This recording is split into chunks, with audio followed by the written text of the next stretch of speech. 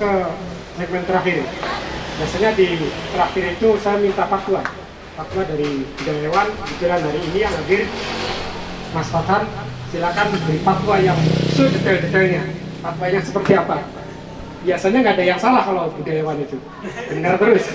Tes. Ya, terima kasih. Saya dapat banyak informasi baru karena pembicara tadi.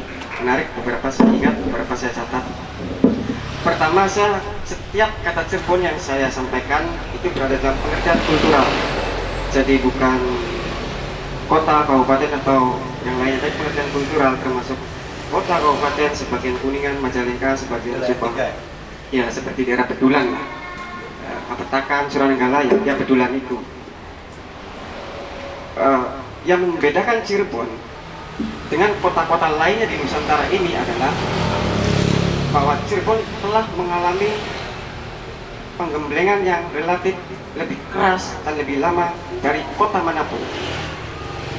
Dalam hitung-hitungan saya, pabrik Cirebon itu tidak memiliki negara, tidak memiliki pemimpin, paling tidak sudah sampai hari ini berlangsung hampir 300 tahun.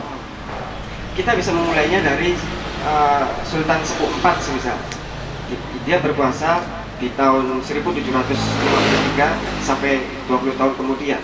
Pada saat itu, raja di Cirebon, pemerintah negara diambil alih oleh kolonialisme. Kedaulatan politik, kedaulatan ekonomi semua diambil alih oleh Belanda. Dan posisi raja pada akhirnya itu seperti antena, kalau bahasanya semacam ASN, pegawai negeri. Raja setiap bulan digaji oleh Belanda dan raja mendapatkan tunjangan pensiun persis seperti ASN mungkin. Pada saat itu raja hanya diberi kewenangan untuk mengurusi masalah seni dan adat, sehingga mulai saat itu pabrik Cirebon persis tidak memiliki negara dan pemimpin. Mereka mencari dan mengolah hidupnya sendiri. Mereka bertani, mereka berdagang, mereka berlayar, semua tanpa campur tangan negara. Adapun persinggungan antara pabrik dan negara adalah itu paling terasa ketika negara yang diwakili oleh kolonial atau kerajaan itu ketika menarik upeti atau pajak. Itu satu-satunya persinggungan antara pabrik dan kekuasaan. Dan itu berlangsung sampai hari ini. Jadi akhirnya benar ujung dari kiai, sastrawan, profesor, guru besar sejarah Kunto Wijoyo itu. Ilmu pengetahuan, kata Kunto Wijoyo, itu melebar dalam ruang, sementara sejarah memanjang dalam waktu. Dan itu terbukti. Saya sampai hari ini makan cari sendiri, sekolah bayar sendiri, semua serba sendiri. Persinggungan saya dengan negara satu-satunya adalah ketika saya membayar pajak, ketika saya membakar rokok saya menyumbang pada negara, ketika saya memakan mie instan di Burjo, saya membayar pada negara, ketika bikin es teh jus langsung perak, saya membayar pada negara. Nah, menariknya sarjana-sarjana politik di Indonesia yang tampil di TV dimanapun itu kerap sekali terus mereproduksi kalimat terkenal dari John F. Kennedy itu, ask not what your country can do for you, but what you can do for your country. Jangan tanya apa yang bisa berikan negara padamu, tapi tanyalah apa yang bisa kamu berikan pada negara. Itu hanya berlaku di Amerika. Di sini tidak berlaku. Kita sudah habis-habisan memberikan pada negara. Saya sudah habis-habisan menyumbang pada negara, membayar pada negara, tapi saya tidak pernah sedikit pun mendapatkan dari negara. Dan itu berlangsung sudah hampir 3 abad. Sehingga masyarakat Cirebon pada akhirnya memiliki mentalitas yang siap tanding, begitu berarti, siap ditempa oleh kerajaan apapun. Nah, ada hal menarik ketika membicarakan persinggungan antara pabrik dan negara. Saya kira Sprintek harus tahu. Kita ingat ketika sebelum tahun 1984 industri rotan dunia dikuasai oleh Italia. Tapi ketika Indonesia menutup keran ekspor bahan mentah rotan, industri rotan di Nusantara mulai kembang dan mendominasi dunia. 60%-nya ada di sini, di Tegalwangi. Tapi ketika rezim SBY berkuasa, keran ekspor bahan baku mentah rotan dibuka kembali, habis rotan kita. Jadi saya tidak peduli itu presiden bicara apa, pidato kenegaraan apa. Yang saya tahu berdasarkan pengalaman sosial saya, yang membunuh industri dan mata pencarian rakyat adalah negara. Itu tidak bisa dibantah. Nah, saya melihat pasca SBY ada semacam komitmen ulang yang ingin diberikan oleh negara, bahwa negara harus hadir dalam setiap kegiatan rakyatnya. Tapi itu belakangan saya lihat dilakukan dengan cara yang sayangnya keliru. Industri batik misal, kita lihat infrastruktur di industri batik di Trusmi itu dibangun, dibikin gapura yang bagus, kemudian semuanya ditertibkan, kemudian promosi dilakukan besar-besaran bahkan dalam skala internasional. Di Cirebon itu pernah berlangsung Gebrasawala, momen budaya kelas internasional, salah satunya mempublikasikan batik itu. Dan ketika batik dipublikasikan secara internasional, pabrik Cirebon itu hampir semuanya bertepuk tangan dan bangga. Mereka bangga karena batik kita, batik Indonesia, batik Cirebon itu ternyata go internasional. Dari peristiwa itu, saya hanya melihat bahwa kita sebetulnya diam-diam, disadari atau tidak memiliki standar berpikir. Jadi, Pak, punten, kalau sampai menyebutkan kuda menyusui kebo, saya harus menyebut bahwa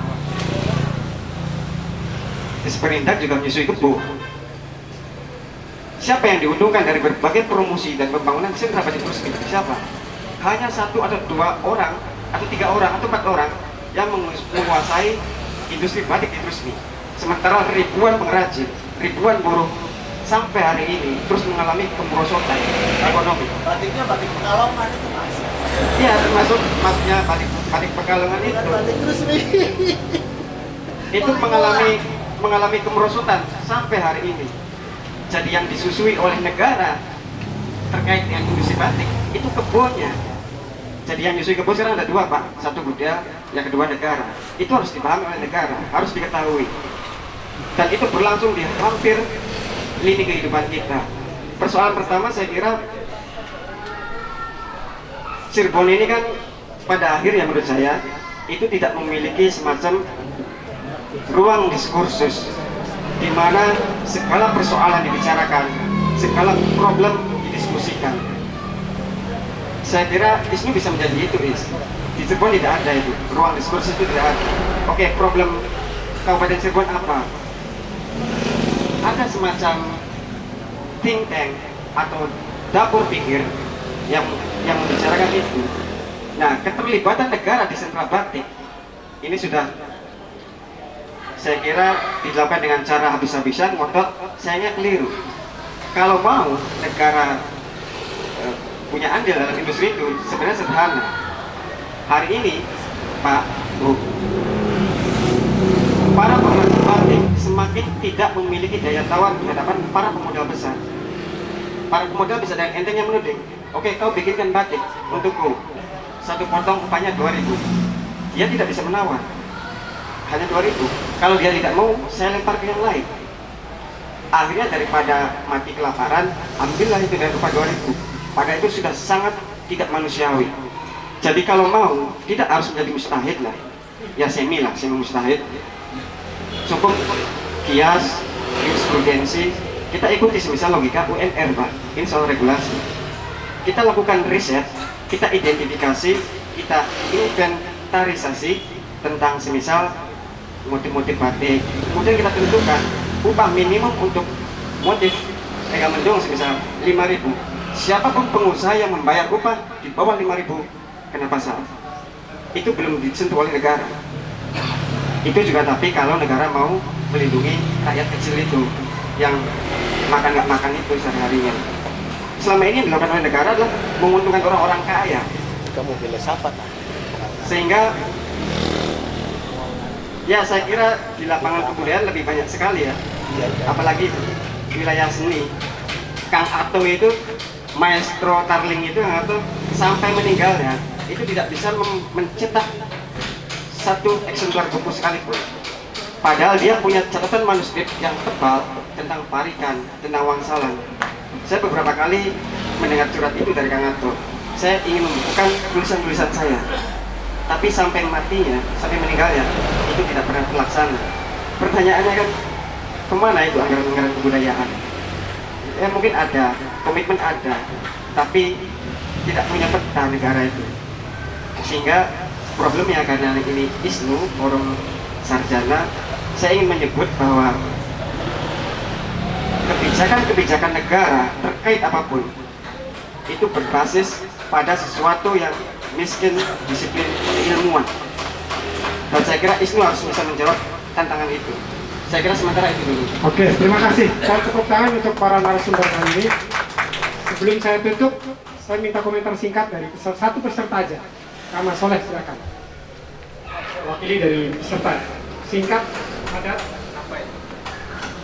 Tanggapan aja. Pertanyaan.